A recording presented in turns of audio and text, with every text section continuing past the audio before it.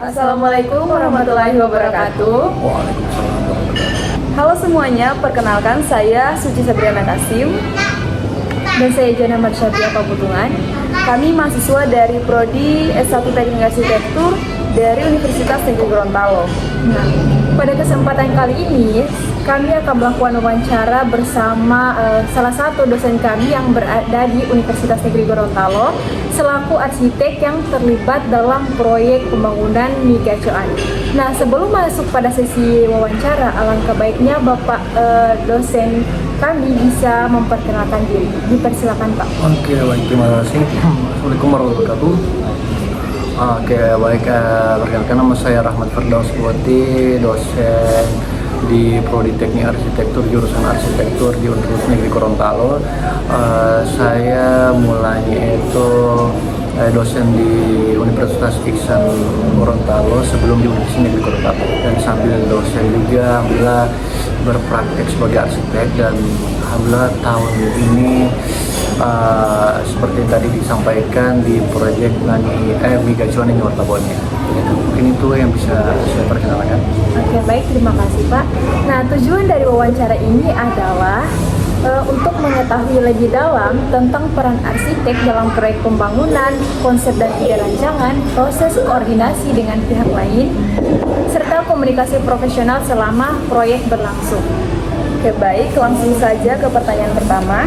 Jadi di sini ada pertanyaan mengenai peran arsitek dalam proyek ini. Nah, Bapak bisa jelaskan nih apa saja peran dan tanggung jawab Bapak sebagai arsitek dalam proyek pembangunan Migacoan ini, dan sejauh mana keterlibatan Bapak dalam proses perancangan hingga pelaksanaan di lapangan, Pak?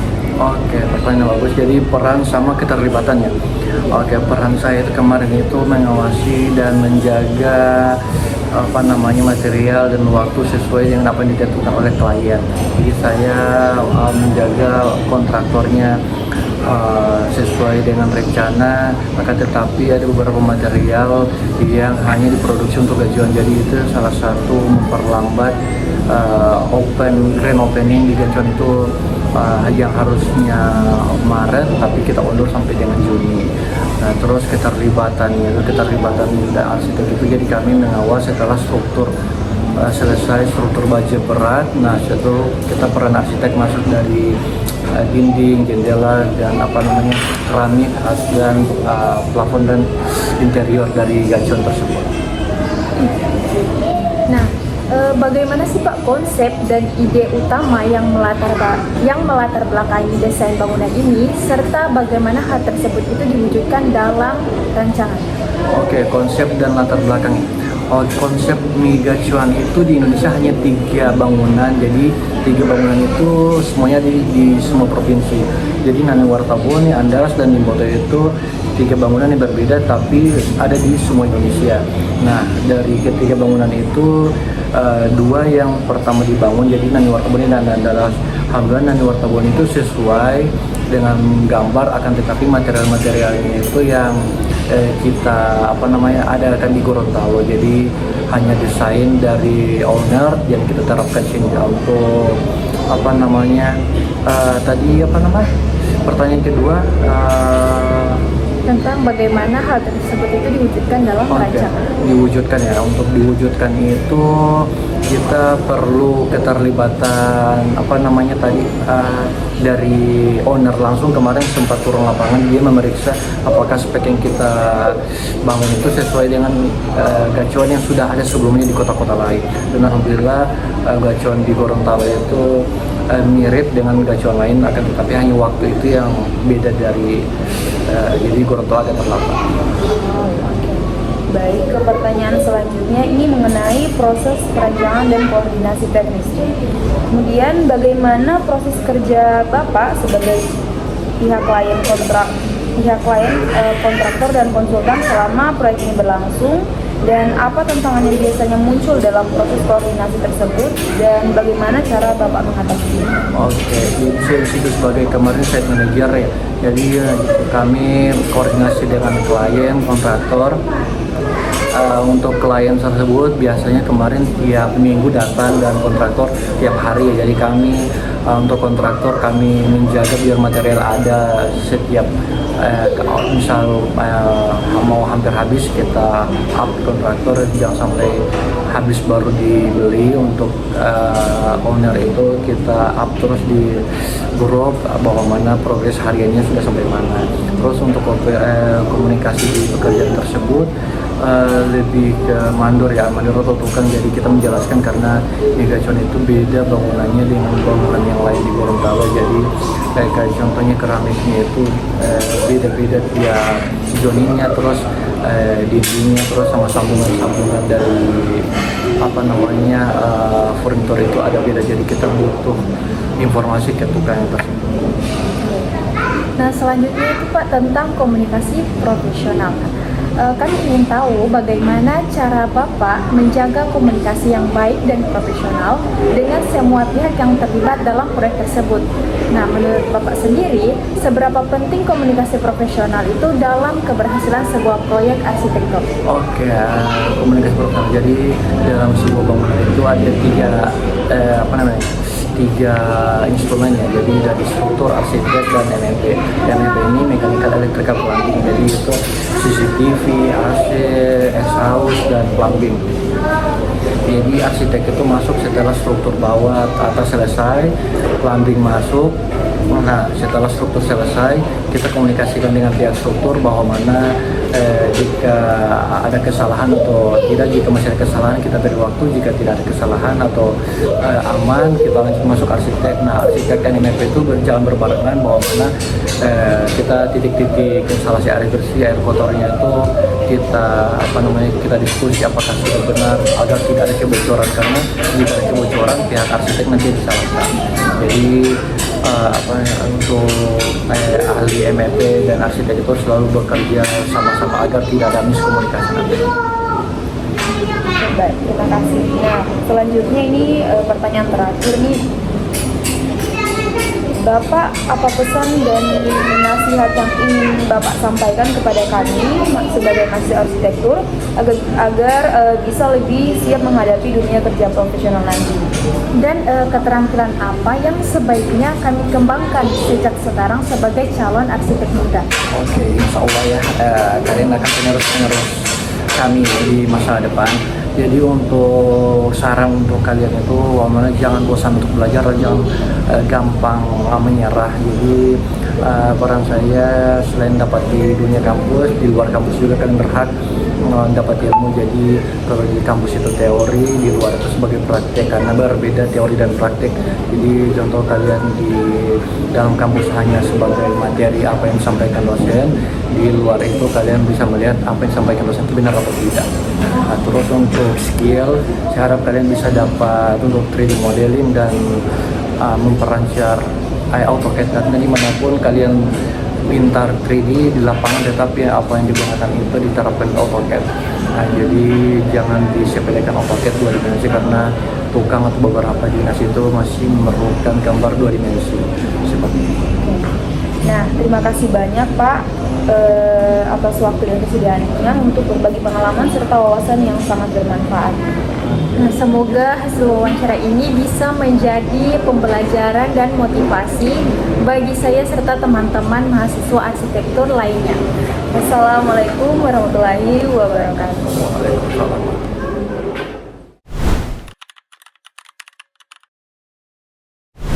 Assalamualaikum warahmatullahi wabarakatuh. Waalaikumsalam warahmatullahi wabarakatuh.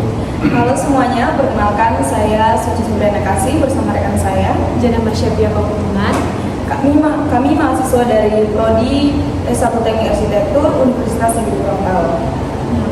Pada kesempatan kali ini kami akan melakukan wawancara bersama Bapak Am Asri STMT. Nah, selaku arsitek yang terlibat dalam proyek pembangunan Masjid Baitus Salam. Tujuan dari wawancara ini adalah untuk mengetahui lebih dalam tentang peran arsitek dalam proyek pembangunan, konsep dan ide rancangan, proses koordinasi dengan pihak lain, serta komunikasi profesional selama proyek berlangsung. Nah, baik, langsung saja pada pertanyaan pertama nih Pak, mengenai peran arsitek dalam proyek. Nah, Mungkin Bapak bisa menjelaskan apa saja peran dan tanggung jawab Bapak sebagai arsitek dalam proyek pembangunan Masjid Baitussalam tersebut, dan sejauh mana keterlibatan Bapak dalam proses perencanaan hingga pelaksanaan di lapangan. Baik, ya, jadi terkait bangunan Masjid Baitussalam, kebetulan itu berada di sekitar lingkungan tempat saya tinggal. Jadi memang di peran saya selaku arsitek ya, desainernya itu sama seperti pekerjaan-pekerjaan pada umumnya. Biasanya sebelum dilakukan pekerjaan pembangunan itu tentu dibuat desainnya dulu. Desainnya dulu itu sebagai pedoman untuk ketika misalnya mau dikerjakan nanti itu mengacu dari pedoman itu. Jadi ada semacam gambar yang kita siapkan, ada dena, tampak, potongan, dan detail-detail ya, maksud detail-detail strukturnya. Jadi itu juga merupakan tanggung jawab yang memang pada umumnya arsitek harus lakukan itu sebagai cara.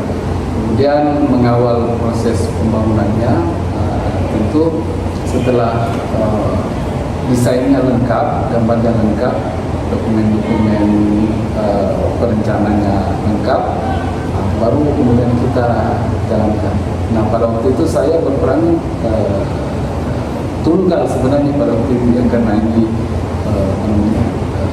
bangunan masjid yang memang saya bangun di dekat bersampingan dengan rumah tinggal, sehingga makanya saya berperan tunggal di situ. Meskipun saya juga tetap membutuhkan bantuan dari teman-teman pelaksana untuk membantu saya dalam membangun. Itu begitu. Jadi saya menyerahkan mekanisme pembangunan ke mereka sambil saya juga mengawasi secara langsung tahapan pembangunannya agar bisa sesuai dengan apa yang direncanakan, didesain, dan hasil akhirnya nanti sama atau mendekati yang didesain. Berarti Bapak jadi perancang juga jadi pengawas ya? Iya, sekaligus mengawasi supaya bisa relevan dengan yang direncanakan dengan yang mau jadi nantinya. Nah, itu tahapan perencanaan sampai jadi itu ya sama mendekati apa yang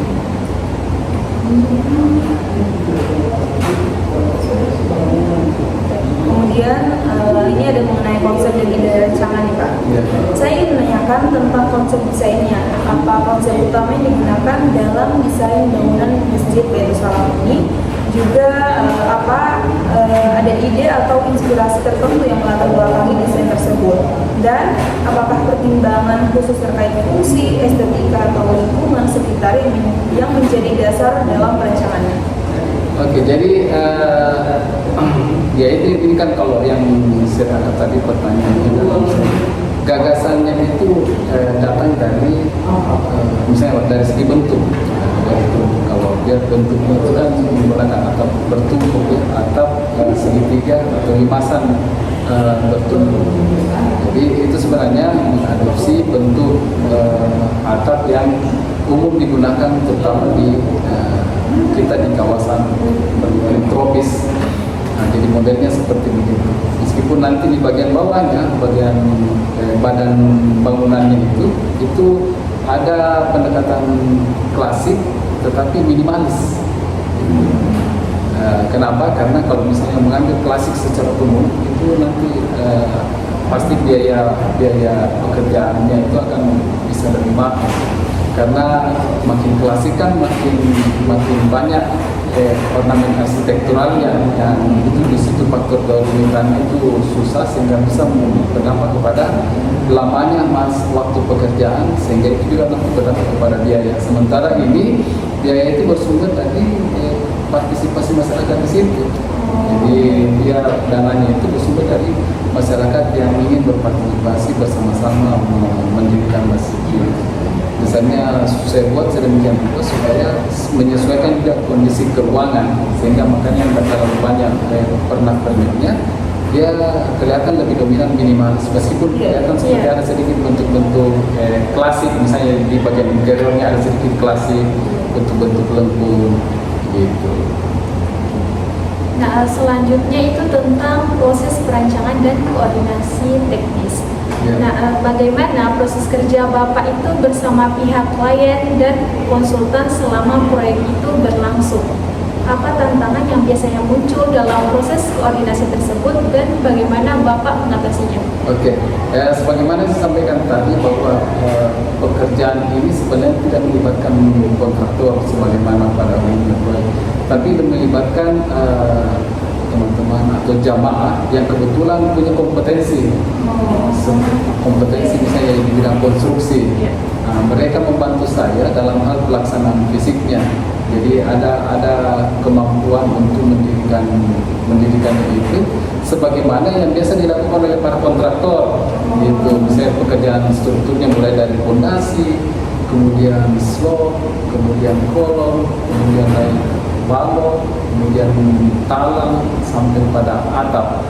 Nah, itu kebetulan mereka punya kompetensi kemampuan untuk. Nah, itu saya dibantu di situ.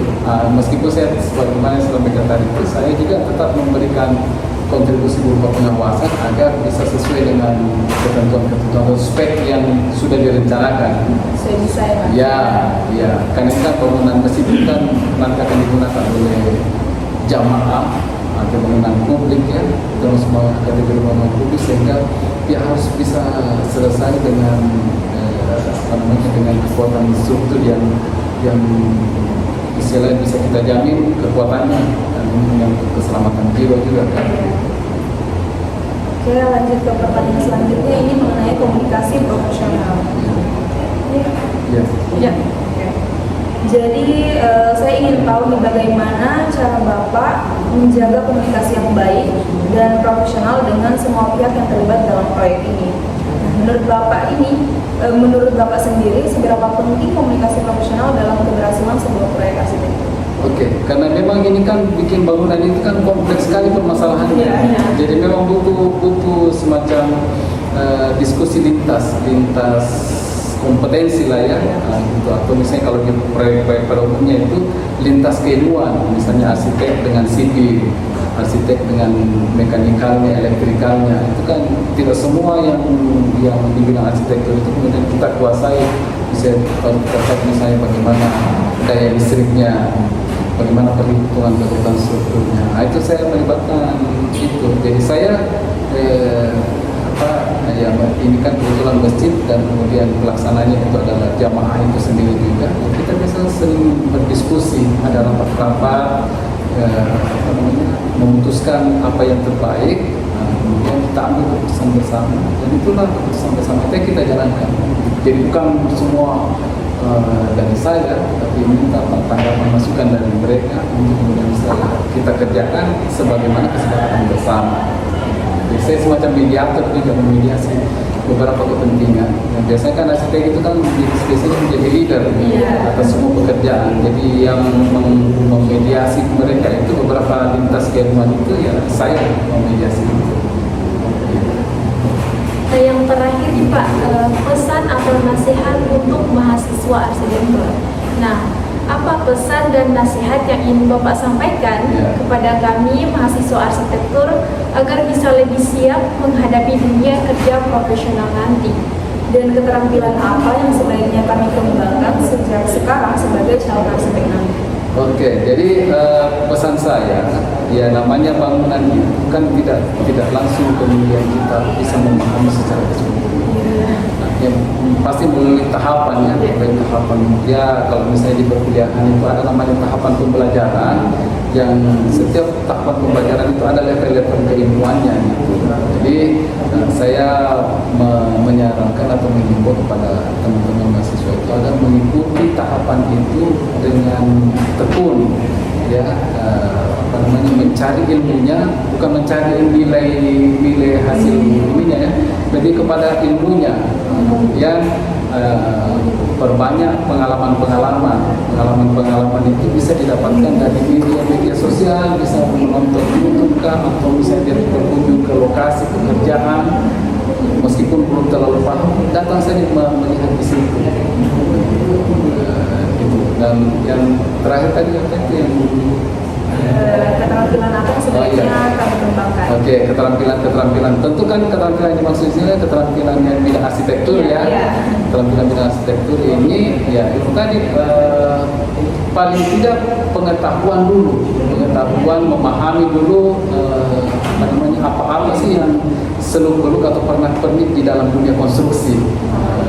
Kemudian kalau kaitannya dengan arsitektur itu sendiri, keterampilan yang paling mendasar itu adalah membuat gambar, membuat desain.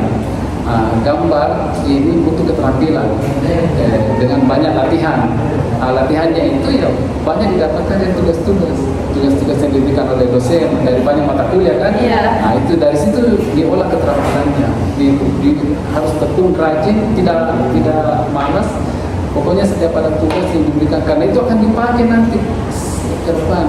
Sampai hari ini saya berpraktek itu keterampilan itu terpakai. Jadi upaya yang ada di mahasiswa lakukan itu adalah nanti akan berdampak kepada yang akan datang ketika sudah menjalani profesinya seperti itu. Ini harus lebih banyak belajar ya. Iya, terus kembangkan lah ya. Kembangnya. Baik, terima kasih banyak kepada Bapak atas waktu dan kesediaannya untuk berbagi pengalaman serta wawasan yang sangat bermanfaat. Ya. Semoga hasil wawancara ini bisa menjadi pembelajaran dan motivasi bagi saya serta teman-teman mahasiswa arsitektur lainnya. Wassalamualaikum warahmatullahi wabarakatuh. Waalaikumsalam warahmatullahi wabarakatuh. Terima kasih banyak Pak.